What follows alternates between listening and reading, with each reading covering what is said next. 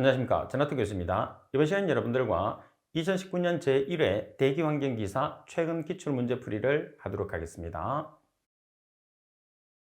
자, 먼저 문제 1번을 보시게 되면 1차 반응식을 이용할 때 1몰의 농도가 180분 후에 0.1몰의 농도가 된다. 99%가 반응해서 0.01몰이 되는데 소요되는 시간을 계산하시오 그랬어요. 지금 여기서 중요한 거는 여러분들 1차 반응식을 정확하게 이해를 하는 게 문제를 푸는데 가장 중요하겠죠. 자, 1차 반응식이라는 것은 여러분들 계통들을 먼저 보시게 되면 반응조가 있어요. 자, 반응조가 있고 반응조로 들어오는 C0를 우리가 초기 농도라고 해요. 그래서 그리고 반응조에서 제거되고 빠져나가는 농도를 CT라고 해서 T시간 후에 농도로 우리가 표시를 하는 거죠. 반면에 반응조 안에는 어떤 농도가 있느냐 하면 C0에서 CT에 차가 반응조 안에 들어가 있는 거죠. 자, 그래서 여러분들 1차 반응식이라는 것은 시간에 따른 농도 변화거든요. 따라서 여러분들 지금 팁에 나와 있는 1차 반응식 공식을 반드시 기억을 해 주셔야 돼요. 자, 1차 반응식 공식은 ln C0분의 CT는 마이너스 KT로 계산을 해요. 말씀드린 것처럼 C0라는 것은 초기 농도, 그리고 CT라는 것은 T시간 후에 제거된 농도가 아니고 T시간 후에 남아있는 농도예요. 제거되지 못한 농도죠. 그래서 반응조를 통과한 농도라고 보시면 되겠죠. 그리고 K라는 것은 상수, 그리고 T라는 것은 시간을 우리가 이야기하는 거죠. 자, 그리고 여기서 ln이라는 것은 우리가 자연대수라고 합니다. 자연대수. 자연대수가 ln. 만약에 상용대수라는 조건이 있으면 ln 대신에 로그를 여러분들이 사용하시면 됩니다. 특별한 조건이 없으면 우리가 자연대수를 기준으로 해서 1차 반응식을 만드는데, 만약에 여기서 문제 조건에서 상용대수를 기준을 하라는 조건이 있으면 ln을 로그로 바꿔서 여러분들이 계산하시면 돼요. 그런 경우는 거의 없어요. 그래서 이제 문제 조건 자체에서 약간의 응용이 있을 때는 여러분들이 신경을 써야 된다는 그런 뜻이 됩니다. 자, 그럼 먼저 문제를 한번 풀어보겠습니다. 자, 조건 자체에 보시게 되면 여러분들 1몰의 농도가 180분이 된다고 그랬어요. 그럼 여기서 1몰이라는 게 뭐가 되는 거죠? 초기 농도가 되는 거죠. 자, 그리고 180분이 뭐가 되느냐 하면 시간 t가 되는 거죠. 그리고 얼마가 되느냐 하면 0.1몰이 된다고 그랬으니까 CT가 되는 거죠. 180분의 후의 농도가 0.1몰이니까. 그래서 이 조건을 이용해서 뭐를 계산을 하느냐 하면 K라는 상수를 계산을 합니다. 자, K라는 상수를 계산한 다음에 실제로 우리가 계산을 해야 되는 것은 뭐냐면 99%가 반응을 한다고 그랬어요. 그럼 99%가 반응을 한다는 것은 반응조에서 99%가 제거된다는 뜻이거든요. 자, 그러면 초기 농도라는 것은 퍼센트로 주어지게 되면 무조건 몇 퍼센트가 되느냐면 100%가 됩니다. 자, 그러면 CT라는 T시간 후의 농도는 99%가 제거됐으니까 100-99%를 하면 되겠죠. 그러면은 CT가 몇 퍼센트가 되나요? 1%가 되는 거예요. 자, 그래서 식을 세우는데 기본적으로 여러분들이 먼저 첫 번째 조건을 이용해서 문제를 풀어보시게 되면 초기 농도가 1몰이라고 했어요. 그죠? 그리고 CT가 0.1몰, 그리고 시간 T가 180분. 따라서 K에 대한 식으로 정리를 해서 계산하시면 K라는 값이 0.0128%분이 나오죠. 그래서 계산한 이 K를 두 번째 식에서 사용을 하는 거죠. 그럼 두 번째 식에서는 지금 조건 자체가 초기 농도가 100%예요. 그리고 CT가 99%가 제거된 후의 농도니까 1%가 되는 거죠. 그리고 K는 1번식에서 여러분들이 계산한 K를 대입하고 T를 계산을 해주는 거죠. 따라서 T에 대한 식으로 정리를 해서 계산하시면 359.78분이 나오죠. 자, 이 조건 자체 내에서 여러분들 식 자체가 지금 우리가 두 개로 식을 세웠잖아요. 그럼 식이 몇 개가 되든지 간에 항상 일정한 농도의 값이나 일정한 값을 가지는 게 뭐냐면 C0라는 초기 농도, 그리고 K라는 상수값은 항상 일정하기 때문에 1번식에서 K를 계산해서 2번식에 대입을 해서 여러분들이 문제를 풀 수 있는 거예요. 자, 그리고 여러분들 문제 조건의 2번을 한번 보겠습니다. 자, 이번에 보시게 되면 어느 굴뚝의 평균 배출가스의 온도가 250도씨에서 150도로 변화되었을 때 통풍력은 처음에 몇 %로 감소되는지 계산하시오. 대기 온도는 20도씨, 공기 및 가스 밀도는 동일하다고 가정한다고 그랬어요. 자, 여러분들이 알고 있는 통풍력 구하는 공식이 몇 가지가 있을 수 있어요. 우리가 필기 공부를 했을 때. 자, 그러면 가장 대표적으로 사용할 수 있는 식 하나만 여러분들이 이용을 하시면 통풍력에 관계되는 문제는 아주 쉽게 구할 수가 있습니다. 자, 어떤 대표적인 식이 어떤 식이냐면 지금 풀이에 나와 있는 통풍력치라는 것은 355 곱하기 H 곱하기 273 플러스 TA분의 1 마이너스 273 플러스 TG분의 1이죠. 여기서 TA라는 것은 대기온도, TG라는 것은 가스의 온도예요. 273을 더해놓은 것은 뭐냐면 절대온도를 이용해서 우리가 계산하기 때문이죠. 그래서 절대온도라는 것은 도시온도가 주어졌을 때 도시 플러스 273을 하게 되면 절대온도가 되는 거죠. 자, 그리고 통풍력의 단위는 뭐가 되는 거죠? 미리 H초가 되는 거죠. 자, 따라서 여러분들 통풍력을 구하는 조건 자체 내에서 지금 조건이 어떤 조건만 주어졌죠? 배출가스 온도예요. 그래서 150도씨라는 첫 번째 배출가스 온도와 250도씨 그리고 150도씨로 변했다고 그랬어요. 그죠? 두 번째의 배출가스 온도를 이용해서 계산을 하는데 대기온도, TA라는 대기온도는 공통적으로 20도씨로 동일합니다. 자, 따라서 여러분들이 변화를 물었으니까 첫 번째 통풍력분의 변화된 통풍력 곱하기 100을 이용해서 통풍력의 변화를 계산을 해주는 거죠. 자, 그럼 여기서는 H라는 우리가 굴뚝의 높이 자체는 동일하기 때문에 굳이 대입을 하지 않으셔도 돼요. 그리고 TA라는 값은 공통으로 들어가는 거죠. 자, 그리고 TG1과 TG2만 서로 다르게 들어가는 거예요. 그래서 TG1에다가 얼마를 대입하느냐면 250도씨, 그리고 TG2에다가 얼마를 대입하느냐면 150도씨, 그리고 대기온도에다가 25도씨를 대입을 해서 최종적으로 계산을 해주시면 되는 거죠. 자, 따라서 지금 풀이에 있는 것처럼 여러분들이 계산을 하시게 되면 몇 %가 나오죠? 69.88%가 나오게 되는 거죠.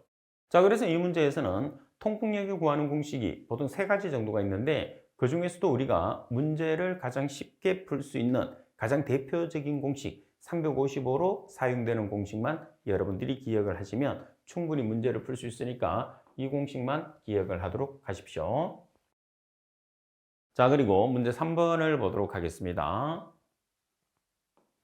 문제 3번에 보면 원심력 집진 장치인 사이클론에서 가스의 유입 속도를 2배로 증가시키고 입구 폭을 3배로 늘리면 50% 효율로 집진되는 입자의 직경, 즉 레이플의 절단 입경 DP50, 절단 입경이라는 게 커트 사이즈이기 때문에 DP50을 뜻하는 거죠.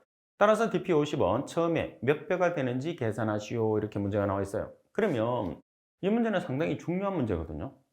지금은 우리가 DP50이라는 공식을 이용해서 폭과 속도에 관계되는 상관관계식으로 문제를 풀겠지만은 DP50에 해당하는 입경을 계산할 수도 있어요. 그래서 여러분들이 반드시 DP50 구하는 공식은 암기를 할 수 있도록 하십시오. 출제 빈도가 상당히 높습니다. 먼저 DP50의 공식을 보면 9 마이크로비 나누기 2파이 곱하기 V 곱하기 로S 마이너스 로 곱하기 N의 2분의 1성. 여기서 2분의 1성이라는 것은 뭐와 동일하죠? 루트를 취하는 거하고 동일하죠. 자, 그리고 여기까지 단위가 뭐냐 하면 미터예요.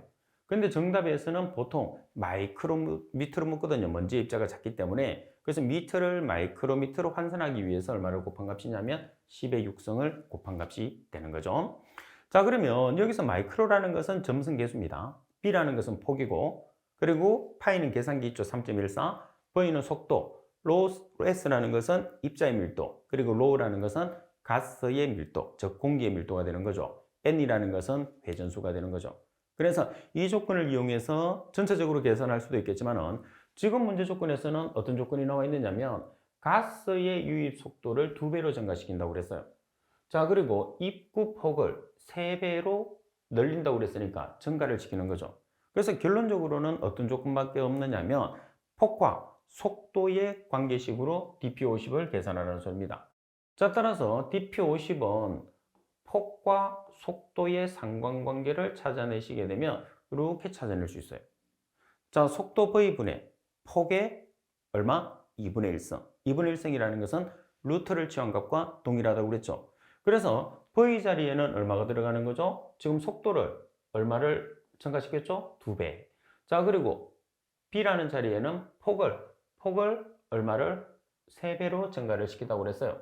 그래서 V 자리에는 2배, 폭 자리에는 3배를 해서 2분의 1승을 취해주면 우리가 계산하고자 하는 dp50의 값이 1.23배라는 값이 나오는 거죠. 그래서 정확하게 직경이 나오는 게 아니라 증가를 하느냐 감소를 하느냐를 알 수 있는 문제죠. 그래서 3번 문제는 상당히 중요한 문제이기 때문에 여러분들이 공식도 정확하게 숙지를 하고 계시는 게 중요합니다. 자, 그리고 문제 4번을 보도록 하겠습니다. 자, 문제 4번에 보시게 되면 C가 탄소입니다. 탄소가 72.3%, H 수소가 5.8%, S 황이 0.5%, N 질소가 1.3%, O 산소가 14.9%, 제가 5.2%이고 배출가스 중에 O2는 3%이다. 섭배출가스 중에 SO2의 농도를 ppm으로 계산하시오. 표준 상태 기준이고 완전 연소를 하며 황분은 전량 SO2가 된다고 그랬어요. 자, 이 연소 계산 문제 같은 경우에서는 여러분들이 기본적으로 암기를 해야 되는 내용들이 있어요. 그래서 이론편에 보시면 이론편 연소공학에 보시게 되면 고체 액체 연료와 기체 연료를 분류를 해서 연소 계산식을 정리를 해뒀어요. 그래서 그 연소 계산식을 반드시 여러분들이 숙지를 해야지 문제를 풀 수 있다는 거. 자, 먼저 문제 조건에 보시게 되면 아황산가스의 농도를 ppm으로 계산하라고 되어 있어요. 그러면 아황산가스의 농도를 계산했을 때는 가스량을 기준을 해야 되거든요. 그럼 문제 조건에서 어떤 가스량을 기준을 할 것인지가 나와야 돼. 그죠? 자, 따라서 지금 보시면 섭배출 가스량을 기준하라고 되어 있어요. 자, 여기서 섭배출 가스량이라는 것은 이론과 실제 두 가지가 있죠. 자, 이론과 실제는 뭐를 가지고 구별을 하느냐면 공기비가 주어지든지 아니면 공기비를 구할 수 있는 조건이 주어지게 되면 실제를 기준합니다. 반면에 공기비가 없으면 또는 구할 수 있는 조건이 없으면 이론을 기준을 하는 거죠. 자, 그런데 지금 문제 조건에 보시면 배출가스 중에 O2의 퍼센트가 3%라고 그랬어요. 그러면 O2의 퍼센트를 이용해서 우리가 뭐를 계산할 수 있느냐면 공기비를 계산할 수 있거든요. 그래서 결론적으로는 여러분들이 어떤 가스량을 기준해야 되느냐면 실제 섭배출 가스량 GW를 기준으로 해서 아황산가스의 농도를 계산하게 되는 거죠. 자, 그래서 아황산가스의 농도는 GW분의 여기서 아황산가스량이라는 것은 뭐를 이야기를 하느냐면 S가 연소를 하게 되면 SO2가 나오는 거죠. 그래서 최적으로 32kg에 고체하고 액체는 체적이 없죠. 그래서 분자량을 기준합니다. 32kg이 연소했을 때 SO2는 최적으로 22.4Sm의 삼성이 발생을 해요. 자, 그럼 여기서 SO2량을 계산을 해보시게 되면 32kg 분의 22.4Sm의 삼성이 나오는 거죠. 따라서 정리를 하면 0.7Sm의 삼성 per kg이라는 체적이 되는 거죠. 그래서 여러분들이 고체와 액체에서 원소 분석법으로 문제가 주어졌을 때 아황산가스량을 계산하시오 그러면 그 아황산가스량은 0.7S라는 것을 꼭 기억을 해주면 문제 푸는 게 상당히 쉬워져요. 그래서 실제 섭가스량 분의 아황산가스량 0.7S 곱하기 퍼센트로 계산하게 되면 100분율이니까 곱하기 100을 하겠죠. 반면에 ppm으로 계산하시오 이렇게 문제가 나오면 100만 분율이기 때문에 10의 6승을 곱해서 계산한다는 것을 꼭 기억을 해 주셔야 돼요. 그럼 여기서 핵심은 뭐냐면 GW입니다. 그래서 GW 구하는 공식에서 요구하는 단서들을 일단은 찾아내 주셔야 돼요. GW는 MA0 플러스 5.6H 플러스 0.75 플러스 0.8N 플러스 1.244W로 계산을 하게 되죠. 여기서 M이라는 것은 공기비, A0라는 것은 이론 공기량이에요. 나머지는 원소 분석이죠. 자, 따라서 M이라는 공기비를 먼저 계산을 하겠습니다. O2의 퍼센트가 주어졌을 때 공기비 구하는 식은 21 나누기 21 마이너스 O2%예요. 여기서 21이라는 것은 공기 중에 차지하는 산소의 퍼센트가 되는 거죠. 자, 먼저 그럼 계산을 해볼게요. 자, O2라는 값이 지금 몇 퍼센트죠? 배출 가스 중에 있는 O2를 대입해야 되겠죠? 3%예요. 그러면 공기비가 1.1667이 나왔어요. 자, 그 다음 또 뭐를 알아야 되죠? 이 A0라는 이론 공기량을 알고 있어야 되겠죠. 연소를 하게 되면 무조건 공기가 들어가죠. 그래서 이론 공기량은 필수적이기 때문에 이론 공기량 구하는 공식은 꼭 숙지를 해 주셔야 됩니다. 자, 이론 공기량은 8.89C 플러스 26.67 H-8분의 5 플러스 3.33 S로 계산을 하는데 여기서 C라는 것은 탄소의 함량입니다. 72.3%니까 0.723. 그리고 H라는 것은 수소의 퍼센트 5.8%니까 0.058. 자, O는 산소죠. 산소는 14.9%. 그래서 0.149.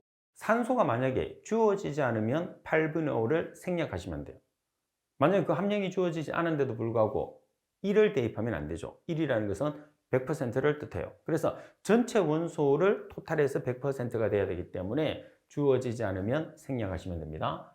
자, 그리고 S자리에서는 S가 지금 몇 퍼센트가 주어졌나요? 0.5%. 그래서 0.005를 대입을 해서 계산하시면 7.4943 S미터의 삼성 per kg이 나오죠.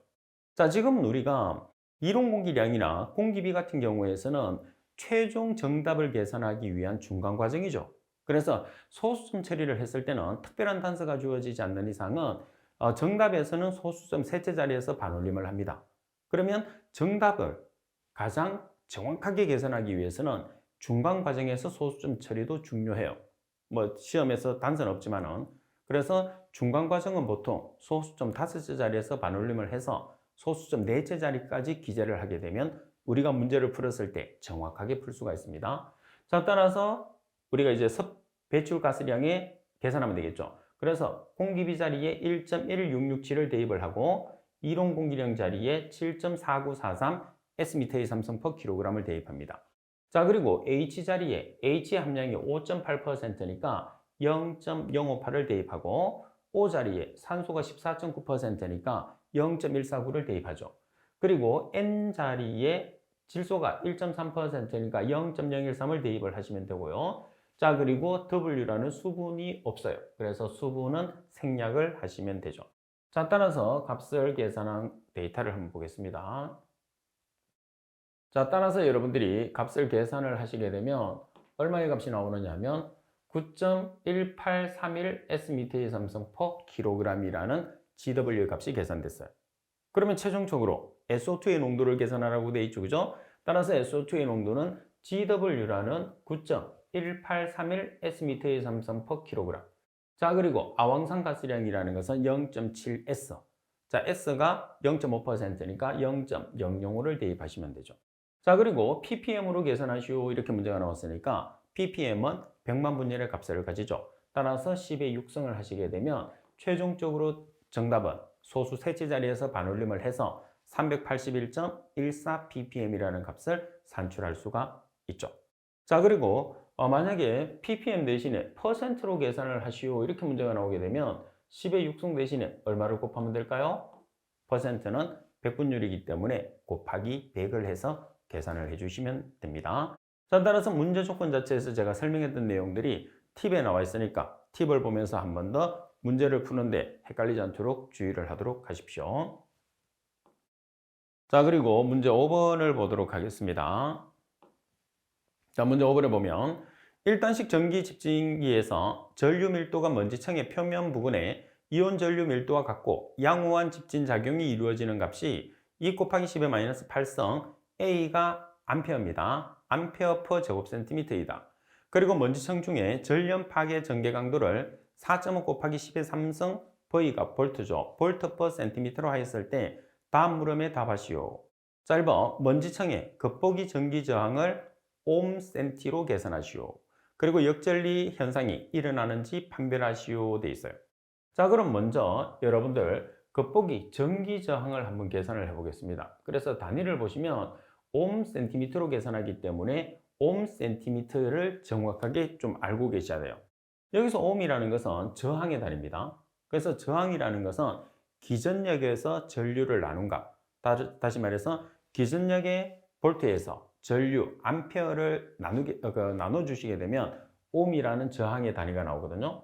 자, 그래서 여러분들이 문제 조건 자체에서 지금 전개 강도가 얼마냐면 4.5 곱하기 10의 3성 볼트 퍼 센티미터예요. 그래서 4.5 곱하기 10의 3성 볼트 퍼 센티미터에서 2 곱하기 10의 -8승 암페어 퍼 제곱센치를 나눠주는 거죠. 왜? 말씀드린 것처럼 볼트 나누기 암페어가 옴의 단위가 되기 때문에, 그래서 볼트 나누기 암페어가 어떤 단위가 되는 거죠? 옴이 되는 거예요. 자, 그리고 여기서 보시게 되면 센티미터가 하나가 없어지는 거죠. 이렇게. 그래서 센티미터가 나오게 되는 거죠. 따라서 계산하면 최종적으로 2.25 곱하기 10의 11승 옴 센티미터가 나오는 거예요. 자, 그러면 여기서 역전리 현상이 발생하는지 발생하지 않는지를 판단을 하라고 그랬어요. 그러면 여러분들이 비저항 자체에서 정상 범위를 기억을 해 주셔야 돼요. 정상 범위라는 것은 효율이 가장 우수한 범위죠. 얼마죠? 10의 4승에서 10의 11승 옴센티미터 범위예요. 자, 그러면 우리가 재비산이 일어날 수 있는 조건은 10의 4승 옴센치 이하죠. 자, 반면에 역전리 현상이 발생할 수 있는 조건은 10의 11승 옴센치 이상이에요. 이렇게. 그런데 지금 문제에서 발생한 값은 얼마죠? 10의 11승을 초과하고 있죠. 2.25 곱하기 10의 11승이니까. 그래서 역전리가 발생을 하나요? 그렇죠. 역전리가 발생을 하게 되는 거죠. 자, 그래서 여러분들이 지금 5번 같은 경우에서는 역전리나 재비산에 관계되는 발생 조건을 묻게 되는 거죠. 그래서 겉보기 전기 저항을 우리가 계산했을 때는 단위를 통해서 계산하겠지만은 역전리와 재비산에 관계되는 문제는 여러 가지 형태로 나오기 때문에 문제가 출제될 때마다 정확하게 숙지를 해 주셔야 됩니다. 가장 기본적으로 지금 우리가 겉보기 전기 저항에 따라서 역전리 현상과 그리고 재비산 현상이 발생할 수 있는 조건, 10의 4승 5cm 이하일 때는 재비산 현상, 10의 11승 5cm 이상일 때는 역전리 현상이 발생한다는 것. 그리고 각각의 조건들이 발생했을 때, 현상들이 발생했을 때 방지책을 여러분들이 또 꼭 숙지를 하고 계셔야 됩니다.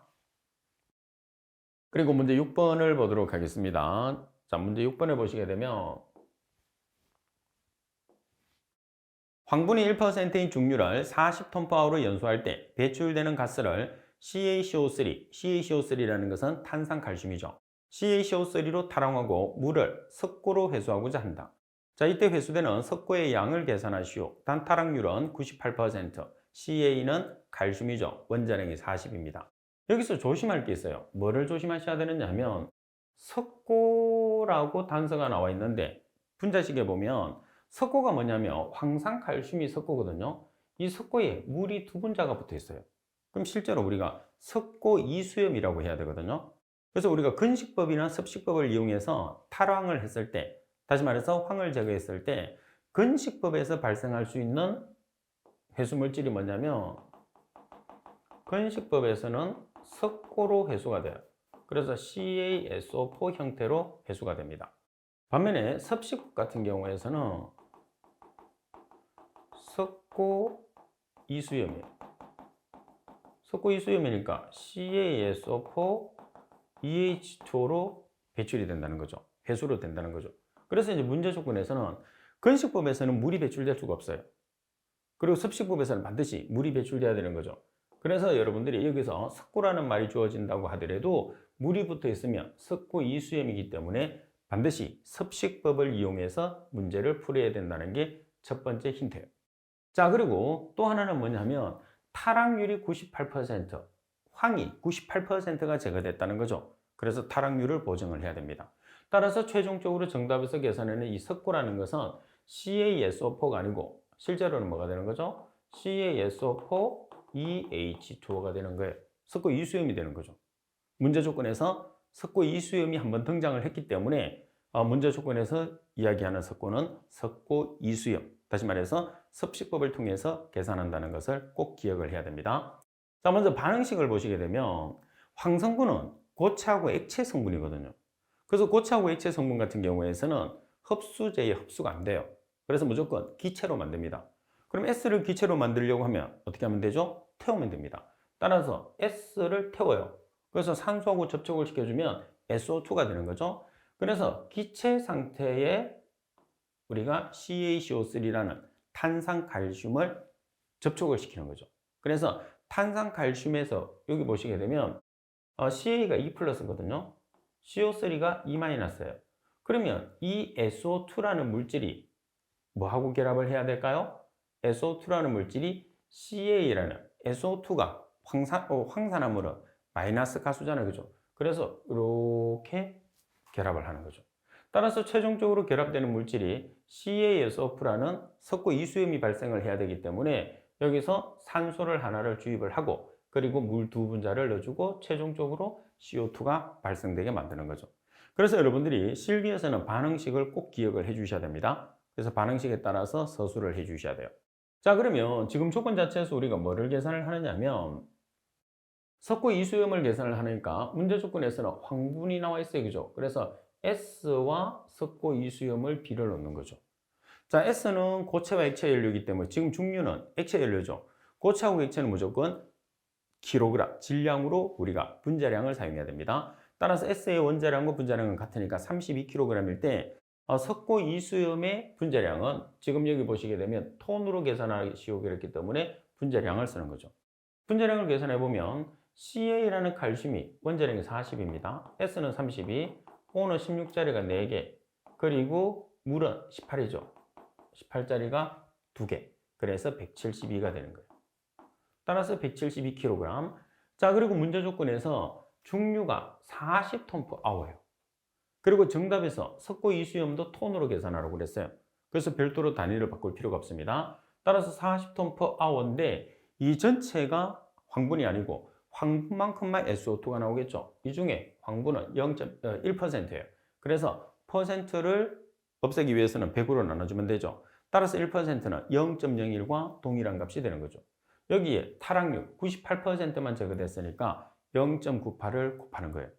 자, 따라서 x로 정리를 하는데 대각선으로 곱해서 x가 있는 항으로 나눠주시면 되겠죠. 그래서 최종적으로 계산하는 x, 즉 석고 이수염은 2.11톤 per hour라는 값이 계산이 되는 거죠. 그래서 문제 조건에서는 최적으로 계산을 하는 건지 그리고 질량으로 계산을 하는 건지를 정확하게 숙지를 해서 문제를 풀어주셔야 됩니다. 자, 그리고 문제 7번을 보도록 하겠습니다. 자, 문제 7번에 보시게 되면 집신 효율이 98%인 전기 집신 장치와 집신 효율이 95%인 여과 집신 장치를 병렬로 연결하였다.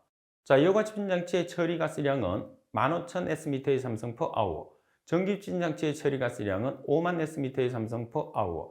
입구에 먼지 농도가 10g per Sm의 삼성일 때 배출되는 먼지량을 그램 per hour로 계산하시오 돼 있어요. 자, 그러면 우리가 배출되는 먼지량을 계산을 하기 위해서는 어떻게 해야 되죠? 배출되는 먼지량을 계산하기 위해서는 처리 가스량과 먼지의 농도를 반드시 곱해야 돼요. 그래서 지금 시간분의 질량으로 계산한다는 것은 총량을 이야기하는 거거든요. 그래서 총량이라는 것은 가스량 곱하기 농도가 되는 거예요. 자, 그리고 여기서 문제 조건은 뭐냐면 배출되는이라고 있어요. 배출되는. 그래서 배출되는 값을 계산을 하느냐 아니면 통과되는 값을 계산하느냐에 따라서 제거 효율을 곱할 것인지 아니면 통과율을 곱할 것인지 두 가지를 선택을 여러분들이 해 주셔야 되는 거예요. 그죠? 자, 그러면 지금 조건 자체 내에서 각각의 효율이 나와 있어요. 그러면 배출되니까 집진 효율 말고 통과율이죠. 그래서 100에서 집진 효율을 빼게 되면 통과율이 나오게 됩니다. 자, 그럼 먼저 우리가 뭐부터 계산을 해볼까요? 전기 집진기에 해당하는 값을 먼저 한번 계산을 해볼까요? 자, 전기 집진기에 해당하는 처리 가스량이 50,000 Sm의 삼성 per hour. 자, 그리고 입구의 먼지 농도가 10g per Sm의 삼성이라고 그랬어요. 자, 여기서 전기 집진기의 효율이 몇 퍼센트의 효율을 가진다고 그랬느냐면 98%. 그래서 여기서 1-0.98을 하셔도 되고 또는 0.02를 곱하셔도 됩니다. 자, 그리고 두 번째는 여과 집신 장치예요. 자, 여과 집신 장치의 가스량이 얼마냐면 15,000 Sm의 삼성 파워, 입구의 먼지 농도는 동일합니다. 10g per Sm의 삼성. 자, 그리고 여과 집진기는 제거 효율이 95%라고 그랬어요. 그래서 지금처럼 1-0.95를 곱하셔도 되고 또는 0.05를 곱하셔도 되죠.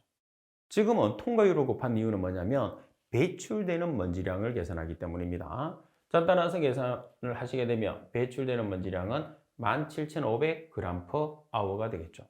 만약에 여기서 제거되는 먼지량을 계산하시오 이렇게 문제가 나오면 뭐만 바꿔주면 될까요? 그렇죠. 이것만 바꿔주시면 돼요. 그래서 제거되는 먼지량을 계산했을 때 1-0.98 대신에 0.98 그리고 여기서 1-0.95 대신에 0.95를 곱하게 되면은 제거되는 그리고 1-0.98 1-0.95를 해서 곱해 주시면 배출되는 다시 말해서 통과되는 먼지량을 계산할 수가 있는 겁니다.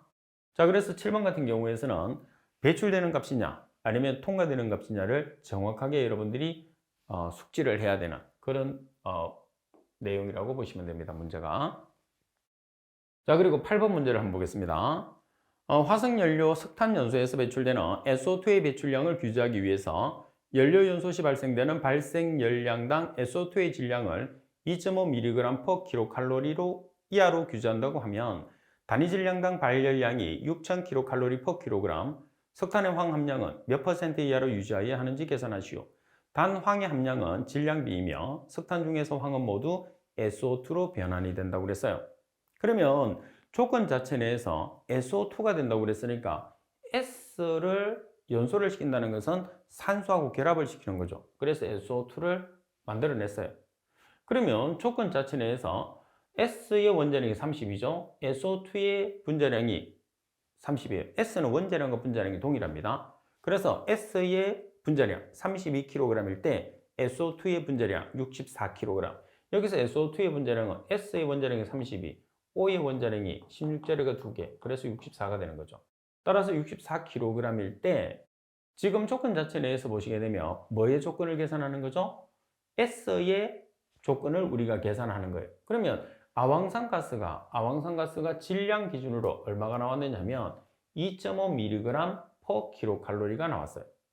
자, 그러면은 지금 연료는 1kg당 발열량이 얼마죠? 6,000kcal/kg이에요. 그래서 연료의 단위는 kg 단위가 되니까 역수를 취했어요. 그럼 1칼로리당 kg이 나오겠죠. 그죠? 자, 여기에서 뭐가 포함된 것만큼? S가 포함된 만큼. 자, S가 %로 들어가기 때문에 %로 우리가 계산하잖아요. 그래서 100으로 나눠줍니다. 자, 그리고 문제 조건에서 지금 kg을 mg으로 환산하기 위해서 10의 육성을 곱해줬어요. 왜? 지금 우리가 배출되는 아황산가스량이 mg으로 나와 있기 때문에 따라서 최종적으로 계산한 S의 함량은 0.75%죠. 자, 그리고 32kg과 64kg에서 질량으로 우리가 계산한 이유는 지금 발생되는 아황산가스량이 mg이니까 질량이죠. 자, 그리고 지금 kg당 kcal, 그러니까 kcal당 kg으로 연료가 들어가기 때문에 kg으로 우리가 계산한 거죠. 그러면 지금 아래쪽에서는 mg으로 환산하고 위에는 kg으로 환산했는데 가능하냐? 가능하죠. 왜? 두 개는 단위가 없어지기 때문이죠. 자, 따라서 S의 함량을 계산할 수 있습니다. 자, 그리고 문제 9번을 보도록 하겠습니다. 자, 문제 9번에 보시게 되면 배출가스 중에 황산화물을 처리하는 방법 중에서 건식법과 섭식법의 종류를 각각 3가지 쓰시오 되어 있어요. 건식법이라는 것은 물을 사용하지 않는 거죠. 여기서 물을 사용하지 않는다는 것은 직접적으로 H2O라는 물을 사용하지 않는 경우도 있겠지만 우리가 약품을 사용했을 때 O와 H가 들어가 있으면 우리가 반응을 해서 물이 발생하죠. 이 경우도 포함을 시키죠. 그래서 물이 없는 상태. 반면에 섭식법 같은 경우에서는 물을 이용해서 처리하는 경우라고 보시면 됩니다. 자, 이 문제도 상당히 자주 나오기 때문에 여러분들이 반드시 숙지를 해야 됩니다. 자, 먼저 건식법의 종류에는 4가지가 있는데 석회를 주입을 해요. 그래서 석회석을 주입을 하는데 물을 사용하지 않는 건식법이죠. 그래서 건식 석회석 주입법이 있고 그리고 활성산화망간법 그리고 알칼리성 알루미늄 흡수법 그리고 활성탄 흡착법이라는 게 있어요. 반면에 섭식법의 종류는 똑같이 석회를 이용을 하죠. 석회를 이용을 하는데 물을 사용한다고 해서 석회세정법입니다. 그리고 아황산소다법, 암모니아법, 가성소다 흡수법. 여기서 가성소다는 NaOH라는 수산화소듐 또는 수산화나트륨을 이야기합니다. 같은 말이에요. 그리고 산화마그네슘 세정법이 있습니다. 자, 그래서 건식법과 섭식법의 종류를 각각 3가지씩 서술하시오 그러면 여러분들이 알고 있는 내용 중에서 3가지씩만 서술해야 됩니다. 왜? 채점을 했을 때 여기서는 많이 적어놔도 채점을 하잖아요. 여기서 3개, 여기서 3개, 아래쪽에서는 채점을 하지 않기 때문에 정확하게 서술을 해주는 게 중요합니다. 보통 학생들이 많이 적어 놓으면 가산점을 뭐 줄 수도 있지 않느냐 이렇게 생각을 하는데 가산점은 없습니다. 딱 개수만큼만 채점을 한다는 거. 그리고 10번에 보면 협착제의 구비 조건을 3가지를 쓰시오. 예시에 보면 가격이 저렴할 것, 그리고 예시는 제외할 것이라고 그랬어요. 그래서 보통 예시가 주어지면 그 예시에 서술된 내용은 당연히 채점에서는 제외된다는 것은 확실히 알아야 되겠죠. 자, 그리고 협착제라는 것은 뭐냐면 우리가 가스를 부착을 시켜서 제거를 하는 물질이죠. 그래서 흡수를 시켜서 제거하는데 이제 협착을 시키는 거죠. 그래서 그 협착제 같은 경우에서는 형상으로 보면 고체죠. 그리고 가장 대표적인 협착제가 활성탄, 실리카겔, 뭐 여러 가지가 있습니다. 자, 그럼 첫 번째 보면 협착제의 사용 시간이 어때야 될까요? 길어야 되겠죠. 협착제를 사용하는데 짧은 것보다는 긴 게 훨씬 경제적이니까. 그리고 협착제의 재생이 용이해야 됩니다. 한번 쓰고 버리는 것보다는 재생을 해서 사용할 수 있는 협착제가 좋겠죠. 그리고 협착제의 마모가 적어야 합니다. 아무래도 이렇게 높은 온도에서 우리가 사용하기 때문에 열에도 강해야 되고 부서지지 않은 마모성에도 뛰어나야 됩니다. 자, 그리고 당연히 협착제이기 때문에 협착의 효과가 어때야 되죠? 협착의 효과가 크면 클수록 우리가 사용하는 게 유리하겠죠. 그래서 이 문제도 마찬가지 3가지를 서술하시오 이렇게 나와 있으니까 3가지만 여러분들이 기재를 해주시면 됩니다. 자, 그리고 11번에 보시게 되면 기차 크로마토그래피에서 다음의 용어를 관계식과 함께 서술하시오. 자, 첫 번째 보시면 보정넓이 백분율법, 두 번째 상대 검정 곡선법, 세 번째 표준물 첨가법이 있어요. 자, 여러분들이 내용 자체에서 이 내용은 시험에서 상당히 자주 출제가 돼요. 자주 출제되는데 난이도가 상당히 높은 문제죠. 공정시험 기준이라는 것은 그 내용을 그대로 서술을 해 주셔야 되거든요. 그래서 지금 여러분들이 내용을 서술을 하고 관계식을 같이 서술을 해 주셔야 되기 때문에 어렵지만은 기사에서는 자주 출제되는 문제이기 때문에 반드시 숙지를 할 수 있도록 하십시오. 자, 먼저 보정넓이 백분율법에 보시면 도입한 시료의 전 성분이 용출하며 또한 용출 전의 성분의 상대 감도를 구해서 다음 식에 의해서 정확한 함유율을 구할 수 있는데 지금 여러분들 AI 나누기 FI에서 시그마 i가 1에서 n까지 AI 나누기 FI 곱하기 100으로 우리가 표현을 하죠. 여기서 여러분들이 FI에서 I 성분의 상대 감도를 뜻하고 n이라는 것은 전 봉우리의 수, 우리가 봉우리라는 것은 피크라고 이야기를 하는데 그 피크가 봉우리로 우리가 그 명칭이 개정이 됐습니다. 그리고 두 번째 상대 검정 곡선법이 있습니다. 자, 상대 검정 곡선법은 정량하려는 성분의 순물질 일정량의 내부 표준 물질에 일정량을 가한 혼합 시료의 크로마토그램을 기록해서 봉우리 넓이를 측정해서 나타내고 공식은 보시다시피 있습니다.